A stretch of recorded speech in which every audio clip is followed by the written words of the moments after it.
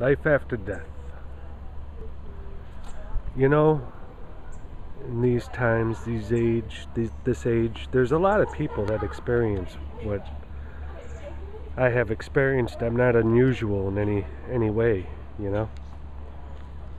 With the medical technology that we have today, a lot of people are now experiencing, you know, their heart stopping for a period of time and being brought back to life, you know, being brought back to the living world.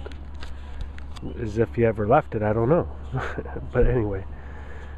Oh, here, I guess I'll do it this way. But, in 2007, September 14th, I was having chest pain. And, went to the hospital. And they put me in the emergency room right away, and the doctor came in. I had seen the doctor about a week before because I was having chest pain too. So the doctor said it was my esophagus. And then he probably said, because everything was checking out, that I was fine. I was like, man, it just feels like, you know, I was a firefighter at the time, so it was like, I'd made runs and the symptoms and signs were all there. I've had experience being an EMT, making runs on people with chest pains, and a firefighter. So I went into the hospital, went into the emergency room. Doctor said it's probably your esophagus. And when he turned around and walked out of that room, that was it. Boom. My heart stopped beating. And when my heart stopped beating,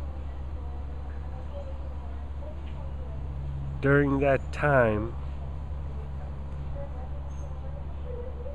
I remember it. And it was filled with angels all over the room. I had a tube in my belly button, and I floated up into the air. And then, once I got up there, I saw Muhammad, Jesus, Buddha, and they were all standing there. No, it didn't happen that way. That's not what happened to me. What happened to me was I woke up and they were all yelling and screaming above me, like the hospital staff, and they had the paddles in their hand. And I woke up and I looked at them all and I said, will you all shut the fuck up? I'm trying to sleep. And the nurse looked at me and she said, you weren't sleeping, you were dead, mister. And I said, well, keep me alive. Do what you gotta do. So they brought me up to the room and placed a stent in my heart. And that's why I'm not a firefighter anymore. But I have a book down below. It's called Dance of Blue Kachina. You could read about it all in there. You could hit the preview. You could either download it for free or hit the preview. But the amazing thing about life after death, because that's what I'm living, this is life after death for me. This is what it's like. Here my peeps on the deck over there, they're all laughing and having fun. So, you know, it's my heaven on earth, I guess, right now. My paradise. But afterwards, after I died, is when my life really began to change. First of all, I had to make some life adjustments because of the situation in my world at the time.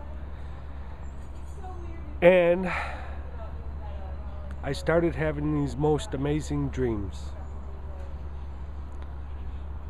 that was trying to tell me who I was to myself and others. And at the time, I was a very big Roman Catholic. I was a Knight of Columbus.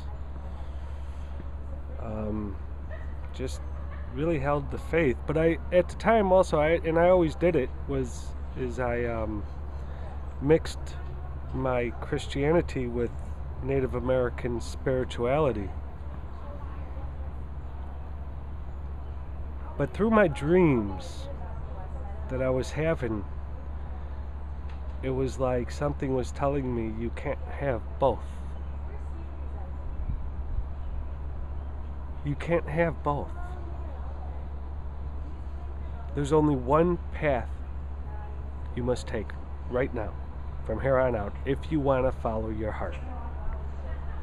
If you want to follow this and feel comfortable with yourself. And that's when, I don't like to call it Native American spirituality. I like to call it the natural way. That's when I just embraced it. And I embraced myself as who I was. So this is life after death for me, right here. This is life after death. And there's really nothing wrong with it. It's kind of nice. It's a windy day. Sky's blue here. Grass is green. People I know on the patio. Problems to take care of. Problems that I've solved. And in this life after death that I have now,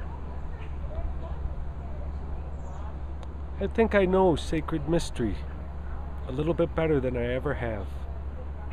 Although I'll never know sacred mystery. Never. It's too vast, too huge to know sacred mystery.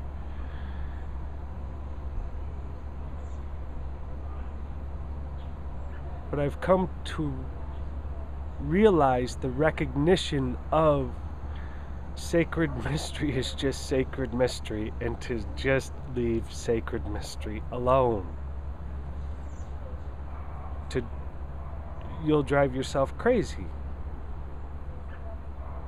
Sacred mystery is always with us.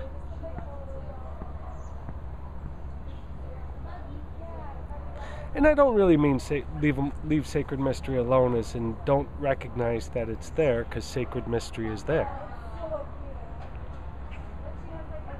And to throw your prayers into sacred mystery also. And to just wonder what sacred mystery is going to do with them.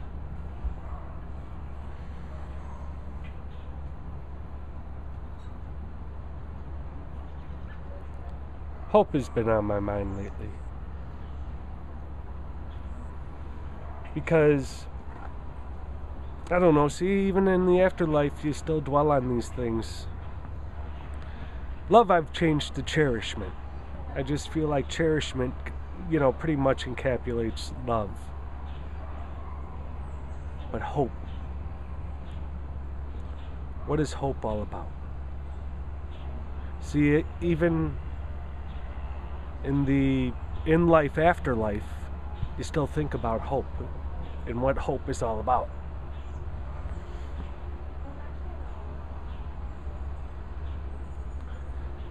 So anyway,